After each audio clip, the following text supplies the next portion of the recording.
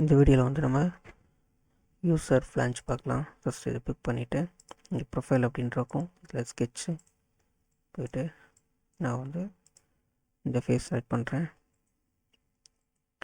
இப்போ வந்து நம்ம ஒரு ப்ரொஃபைல் க்ரியேட் பண்ணிக்கலாம். இந்த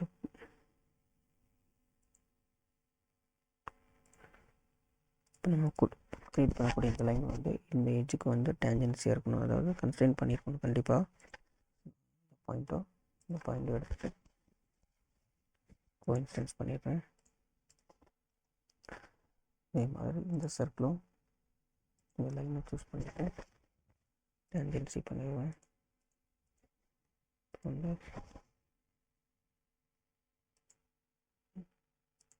இந்த லைனுக்கு நேராக அது மிட் பாயிண்ட்லேருந்து ஒரு லைன் க்ரியேட் பண்ணி இதை வந்து நான் ட்ரிம் பண்ணிடுறேன்.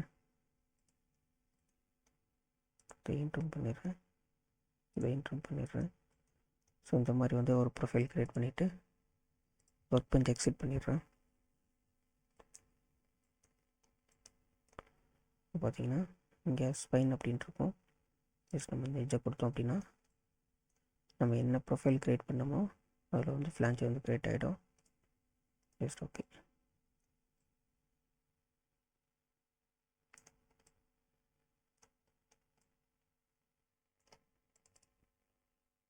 ஸோ இதில் வந்து ரீலிமிட்டட் போனோம் அப்படின்னு வந்து அதே கான்செப்ட் தான்.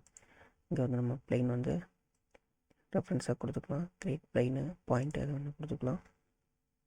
ஸோ வந்து நம்ம வந்து ப்ளைன் கொடுக்குறேன், ஃபஸ்ட் ப்ளைனு, அதுக்கப்புறம் வந்து செகண்ட்.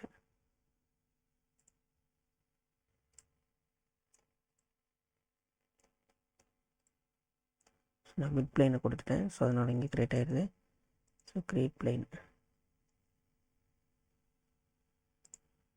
ஸோ இப்போ இந்த மாதிரி டிஸ்டன்ஸ் ஆஃப் த டிஸ்டன்ஸ் கொடுத்துக்கிறேன். ஸோ இப்போ பார்த்தீங்கன்னா இந்த ப்ளைனை ரெஃபரன்ஸாக வச்சு இங்கே வந்து இந்த ஃப்ளான்ச் க்ரியேட் ஆகிடுச்சு. Next okay.